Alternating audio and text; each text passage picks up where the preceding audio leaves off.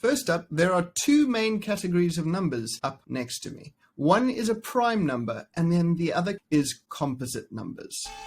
Composite numbers are a combination of two or more prime numbers being multiplied together. So for instance, the number 6 can be created by multiplying 2 and 3 together. And that's the reason why prime numbers are often referred to as the building blocks of our numerical world, because with two or more of them, we can create any other non-prime number. So let's use this knowledge to reverse engineer the number 6 into its prime factors. I always recommend starting with the smallest possible prime that you can. In the case of even numbers, it's nice and easy. Always just start with 2. And then we just have to ask ourselves, okay, well, 2 multiplied by what gives me the number I'm interested in this case, 6. And that answer is 3. Now, because both of these numbers are prime, we can circle them so that we know that that branch is finished and we don't need to carry on working with it. It also highlights it for a step that's coming up a little bit later on. Let's try one a little bit more tricky. If we start with 24, once again, it's an even number, so we can work with 2. But now, what you must remember is that prime factorization using the tree method, you can break it up with any factors. So in the case of 24, a factor is any number that I can divide into it that will leave no remainders. Using this knowledge, I'm going to take 6. And that times by 4 is 24, and 6 and 4 are not prime numbers. So I get the factors of 6, 2, and 3, and then the factors of 4, 2, and 2. And then with that, I'm done. If you've been working with me up until this point, and your tree looks different to mine, don't worry. You can actually grow prime factor trees in many, many different formats.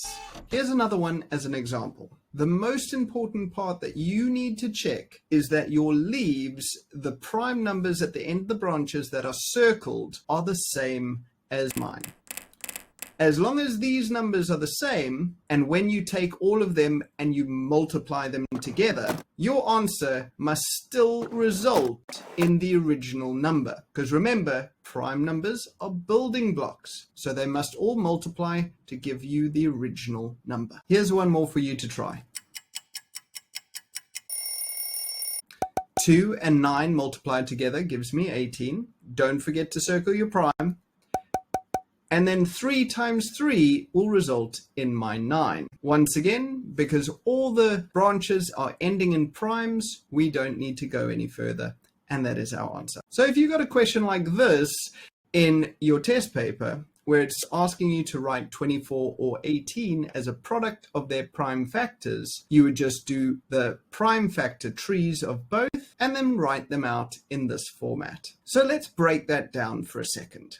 The word product in mathematics means multiplication, and the word prime factors we've now learnt are factors that are prime numbers. So answering this question we can now see is actually quite easy. All you need to do is to use the tree method to break it into its prime factors. The only way we can then make this question slightly more difficult is by adding 2 simple words, where we'll ask exactly the same question, except, say, using indices. And all this means is that instead of writing it out as 2 times 2 times 2 times 3, you'll simply write 2 to the power of 3 times 3. So all you're doing is writing out those numbers in exponential format. Here are 4 for you to try. The first 2 are the easy, straightforward method.